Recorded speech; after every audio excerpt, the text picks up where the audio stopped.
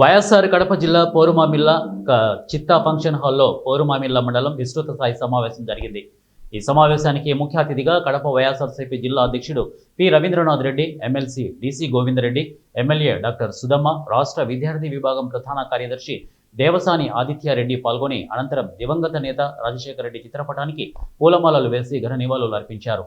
అనంతరం జిల్లా పార్టీ అధ్యక్షుడు పి రవీంద్రనాథ్ రెడ్డి మాట్లాడుతూ చంద్రబాబు సూపర్ 6 అని ఎన్నికల ముందు ఊదరగొట్టి ఇప్పుడు హామీలు నెరవేర్చకుండా పూటకో ఒక అబద్ధం చెప్తూ ప్రజలను మోసం చేయడం జరిగింది. బాబు షూరిటీ భవిష్యత్తు గ్యారంటీ అని చెప్పి ఇప్పుడేమో బాబు షూరిటీ మోసంగా గ్యారంటీ లాగా అయిపోయిందని తెలిపారు. ఈ కార్యక్రమంలో మాజీ పంచాయతీరాజ్ ప్రభుత్వ సలహాదారులు నాగార్జున రెడ్డి, పార్టీ మండల అధ్యక్షులు సీఎం భాష, అలాగే జెడ్పీటీసీ ముత్యాల ప్రసాద్ తదితరులు ఈ కార్యక్రమంలో పాల్గొన్నారు.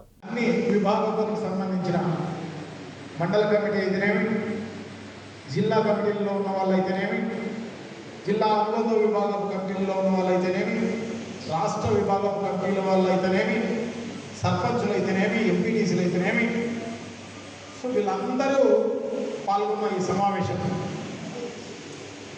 మండల అనుబంధ విభాగం కమిటీలు అయితేనేమి వీళ్ళందరూ పాల్గొన్న సమావేశం.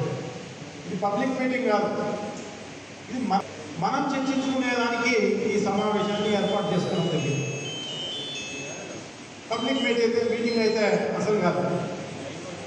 సో తప్పకుండా పాల్గొన్న అన్ని కమిటీలలో ఉన్న అందరి సభ్యులకు కూడా మరొకసారి పేరుగా నమస్కారాలు వ్యక్తపరుస్తున్నా.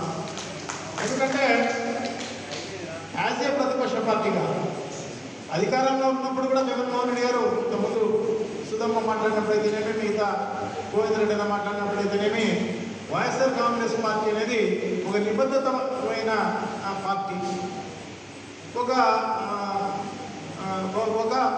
అన్ని రకాలుగా మంచి పార్టీగా తీర్చిదిద్దిన జగన్మోహన్ రెడ్డి గారిని నిజంగా కూడా అభినందించాల్సిన అవసరం తప్పకుండా ఉంది.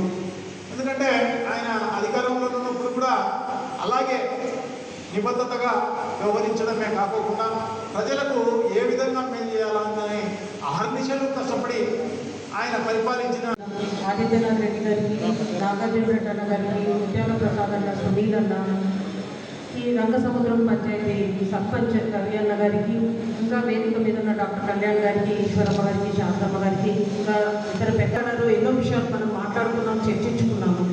ఈరోజు బయట పోతే చాలామంది అనుకుంటున్నాము మన ప్రతిపక్షంలో ఉండి ఇప్పుడు ఒక సంవత్సర కాలమైంది, ఇప్పుడు ఏం తొందర వచ్చింది మీ అందరికీ, ఎందుకు మన పార్టీ ఇన్ని కార్యక్రమాలు ఇప్పుడే ఎక్కువ చేస్తున్నారని చాలామంది అక్కడక్కడ డిస్కస్ చేసుకుంటున్నారు. ఎందుకంటే గతంలో మనము ఈ కూటమి టీడీపీ వాళ్ళు అపోజిషన్లో ఉన్నప్పుడు జస్ట్ ఎన్నికల ముందు వచ్చారు వాళ్ళు, ఒక 6 నెలల ముందు. అంతకుముందు వాళ్ళు ఎక్కడ ఉన్నారో ఎవరికి తెలియదు. మన పార్టీ ఏంటంటే ప్రతిపక్షంలో ఏ మంది నుంచి కూడా జగన్ అన్న పనిచేస్తున్నది మనం గమనిస్తున్నాం. ఎందుకంటే మన నాయకుడి క్యారెక్టర్ అట్లా కాదు. సార్ వ్యక్తిత్వం ఏంటి, అధికారంలో ఉన్నా ప్రతిపక్షంలో ఉన్నా ప్రజల కోసం మనం చిత్తశుద్ధితో పనిచేయడం అనేది సార్ మోటో.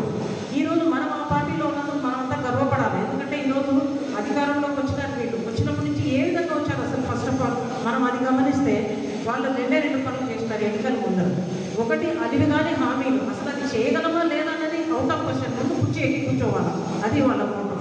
అదొకటి. తర్వాత జగన్ అన్న మీద లేనిపోని వ్యక్తిత్వ హననం, ఈ 2 రాష్ట్రం అప్పుల అవుతుందని కానీ ఏదో ఒక విధంగా ఒక నెగిటివ్ ప్రచారం. వాళ్ళకి చాలా ఛానల్స్ ఉన్నాయి కదా, మనకు తెలిసిందే వాళ్ళకు ఉన్న ఛానల్స్ ద్వారా విపరీతమైన నెగిటివ్ ప్రచారం ఆ రోజు చేసినారు.